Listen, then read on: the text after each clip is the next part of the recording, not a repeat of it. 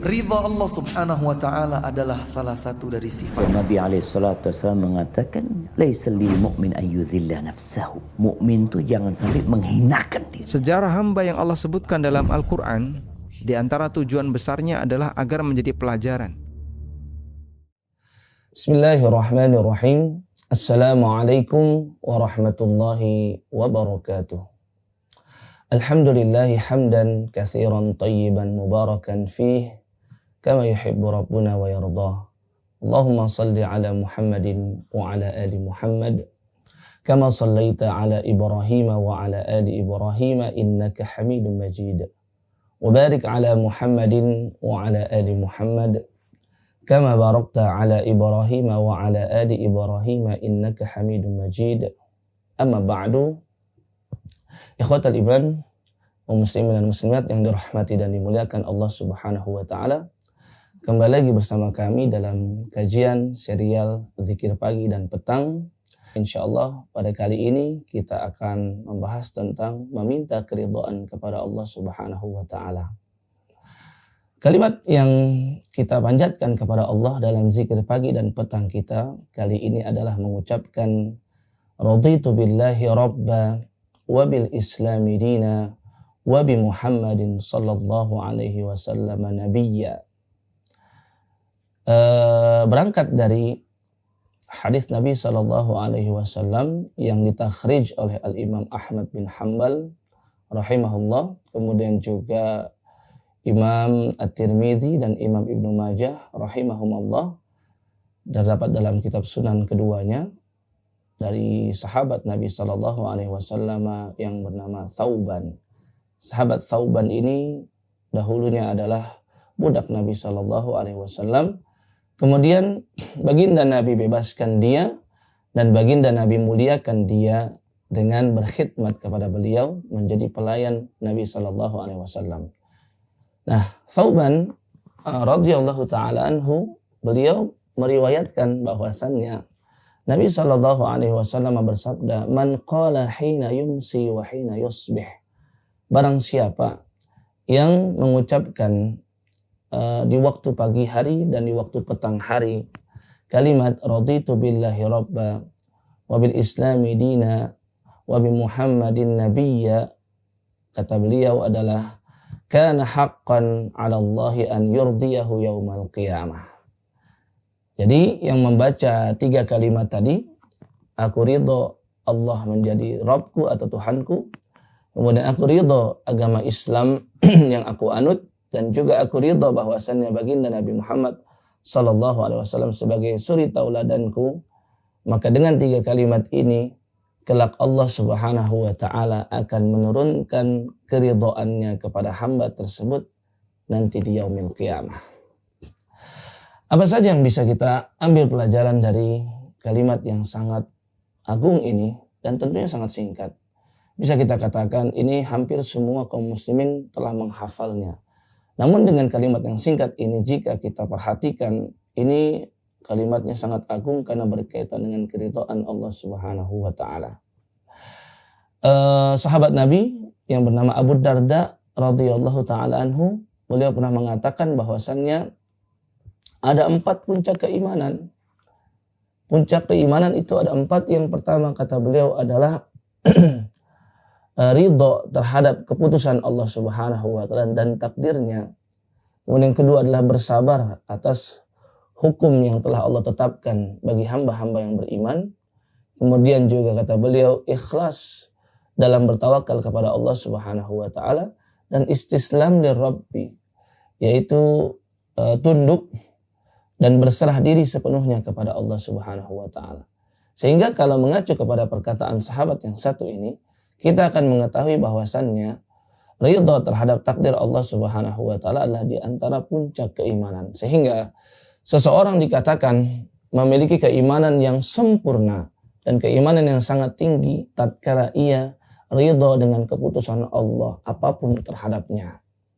Maka ucapan yang tadi, ridha bahwasannya Allah sebagai Tuhannya, kemudian ridha bahwasannya agama Islam menjadi agama yang ia anut, dan ridha bahwasannya Nabi SAW sebagai suri tauladan yang perlu ia ambil contoh darinya ketika beribadah, ketika bermuamalah, dan ketika berada di dunia ini, maka kalimat itulah yang menjadikan seseorang ketika betul-betul meresapinya dan mengamalkannya, ia menjadi pribadi mukmin yang sangat mulia di sisi Allah Subhanahu wa taala.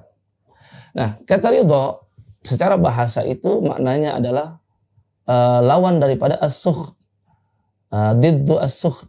As-sukht itu adalah marah, murka. Ridha itu adalah senang. Sedangkan yang dimaksud di sini adalah ridha, yaitu kepuasan, merasa cukup dengan apapun yang Allah berikan kepadanya. Sedangkan di dalam bahasa Arab ada kata ridha, ada kata ridwan. Ridwan itu adalah keridhaan yang banyak. Jadi ada perbedaan antara ridha dengan ridwan. Di dalam Al-Quran disebutkan bahwasannya para sahabat Nabi SAW tidak hanya menginginkan keridhaan Allah, tapi mereka selalu tamak terhadap ridwanullah. Allah Subhanahu wa ta'ala berfirman di surat Al-Fath, surat ke-48, di ayat yang terakhir, ayat 29. Yang mana ayat ini Allah menyebutkan tentang sifat dan perangai para sahabat. Allah berfirman, Muhammadun Rasulullah. Nabi Muhammad adalah utusan Allah Subhanahu wa ta'ala. Walladzina ma'ahu asyidda'u 'alal kuffari ruhama'u bainahum. Dan para sahabat-sahabat yang membersamai Muhammad adalah pribadi-pribadi yang asyidda'u 'alal kuffar, tegas terhadap orang-orang kafir, dan ruhama'u bainahum, sangat kasih terhadap sesama mereka. Kemudian Allah sebutkan lagi sifat dan perangai mereka. Tarahum rukka'an sujjadan yabtaghuna fadlan minallahi wa ridwana. Engkau menyaksikan mereka, para sahabat Nabi, itu senantiasa yabtaghuna fadlan, mengharapkan karunia Allah Subhanahu wa taala, dan ridwana, dan mengharapkan keridhaan Allah Subhanahu wa taala. Yang dimaksud dengan ridwan di sini adalah ridha yang sangat banyak. Sehingga ada perbedaan makna antara ridha dengan ridwan. Nah, kita bahas satu, yang pertama, raditu billahi rabba. Aku ridha Allah sebagai Rabbku. Kalimat ini tidak sekedar menunjukkan bahwasannya seorang hamba dia telah ridha bahwasannya Allah sebagai Tuhannya yang menciptakannya, yang memberinya rizki, yang mengkaruniakan segala nikmat, kemudian yang mengurusi urusan hamba tersebut. Akan tetapi yang dimaksud dengan Rabba di sini juga mencakup dan meliputi bahwasannya hamba tersebut tidak akan menyerahkan ibadah kecuali hanya kepada Allah Subhanahu wa taala. Jadi kalimat Rabb di sini sangat umum, ya, mencakup makna rububiyah dan mencakup makna uluhiyah. Sehingga seseorang yang sudah mengatakan raditu billahi rabba, tidak pantas baginya untuk mempersembahkan amal soleh kepada selain Allah Subhanahu wa taala. Tidak pantas orang yang sudah mengucapkan raditu billahi rabba, namun ia memberikan sembelihan atau makanan diperuntukkan untuk benda-benda yang tidak memberikan madarat ataupun manfaat sedikit pun. Tidak pantas seseorang memberikan sesajen kepada benda mati seperti pohon, seperti batu, atau dilemparkan dan dibiarkan ke sungai atau ke lautan dengan harapan penunggu daripada sungai dan laut itu memberikan keselamatan baginya. Tidak pantas seperti itu. Sesungguhnya seseorang yang sudah mengatakan raditu billahi rabba, maka ia sudah mengatakan Allah menciptakannya, Allah memberinya rizki, Allah yang memberi manfaat baginya, dan juga dia akan mempersembahkan secara totalitas salatnya, puasanya, kemudian zakatnya, sedekahnya, ibadah ritual maupun ibadah yang non ritual akan ia serahkan sepenuhnya hanya kepada Allah Subhanahu wa taala. Kemudian wabil islami dina, ridho terhadap agama Islam sebagai agama yang dia anut. Yang dimaksud dengan kalimat ini adalah ia betul-betul totalitas menerima segala yang diperintahkan oleh syariat Islam, dan dia akan betul-betul menghindarkan diri dari segala hal-hal yang dilarang oleh agama Islam. Tatkala syariat Islam memerintahkannya untuk menuntut ilmu misalkan, maka ia akan terima itu dan dia akan berusaha untuk menambah ilmu, wabil khusus ilmu pengetahuan tentang agama. Ketika Islam melarang untuk misalkan membuka aurat, maka seorang muslimah akan secara totalitas dan tunduk dengan larangan membuka aurat, sehingga ia menutup semua auratnya, dan ia menyisakan bagian-bagian yang diizinkan oleh syariat untuk terbuka seperti wajah dan telapak tangan. Kemudian dia berkata lagi, wabil islami dina wabi Muhammadin sallallahu alaihi wasallam nabiyya. Jadi kalau kita melihat pada hadisnya tadi, wabi Muhammadin nabiyya secara ringkas, tapi kita mengerti bahwasannya sebagai umat Nabi Muhammad sallallahu alaihi wasallam, setiap kali mendengar lafal Muhammad, setiap kali mendengar lafal sifat-sifat yang diperuntukkan kepada baginda Nabi Muhammad, maka kita harus mengucapkan sallallahu alaihi wasallam. Beliau bersabda, al-bakhilu man dzukirtu indahu falam yusalli alayya. Seseorang sudah dikatakan bakhil, dikatakan pelit, dikatakan kikir, tatkala ia mendengar namaku disebutkan di sisinya, namun ia tidak mau bersalawat kepadaku.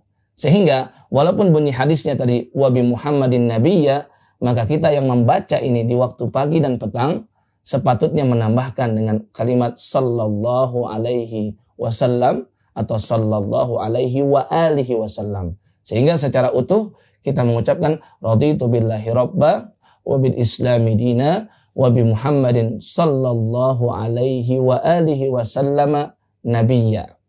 Nah, muslimin dan muslimat yang dirahmati dan dimuliakan Allah Subhanahu wa taala. Ternyata kalimat ini walaupun tadi dikatakan oleh Nabi sallallahu alaihi wasallam mengundang keridhaan Allah Subhanahu wa taala nanti di yaumil qiyamah, dan Nabi mengamalkan ini di waktu pagi dan di waktu petang hari, ternyata ada banyak sekali hadis-hadis lain yang menunjukkan keutamaan tentang mengucapkan 3 kalimat yang ringkas ini.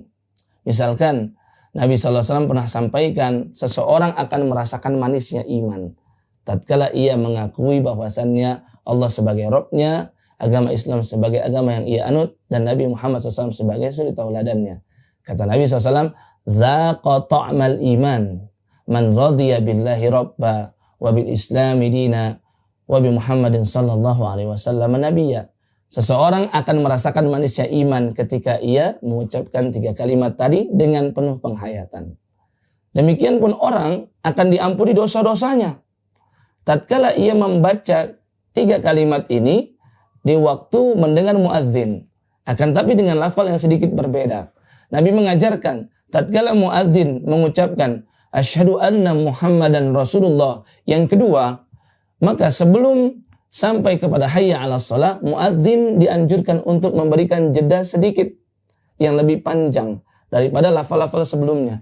Kenapa? Menyediakan bagi orang yang mendengar azan tersebut waktu untuk mengucapkan wa ana asyhadu an la ilaha illallah wahdahu la syarikalah wa anna Muhammadan abduhu wa rasuluh raditu billahi rabba wa bi Muhammadin sallallahu alaihi wasallam rasula wa bil islami dina. Sedikit diputar kalimatnya dan diganti dari lafal Nabi menjadi Rasulah.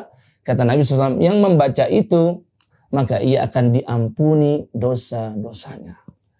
Kemudian keutamaan yang lain dan yang terakhir, seseorang yang mengucapkan 3 kalimat ringkas ini, ia akan dijamin oleh Allah Subhanahu wa taala dimasukkan ke dalam surganya sepanjang ia mengucapkannya betul-betul dengan penuh penghayatan dan datang dari kalbunya. Nabi SAW bersabda, man radiya billahi rabba wa bil islami dina wa bi Muhammadin sallallahu alaihi wasallam nabiyya wajabat lahul jannah. Yang sudah mengucapkan 3 kalimat ringkas tadi itu dengan penuh penghayatan, maka Allah Subhanahu wa taala akan menjamin ia surga. Demikian faedah singkat yang kita dapatkan dalam kalimat ini. Mudah-mudahan bermanfaat bagi semuanya. Pada akhirnya, marilah kita tutup dengan melafalkan doa kafaratul majlis. Subhanakallahumma bihamdika asyhadu an la ilaha illa anta astaghfiruka wa atubu ilaik. Wassalamualaikum warahmatullahi wabarakatuh.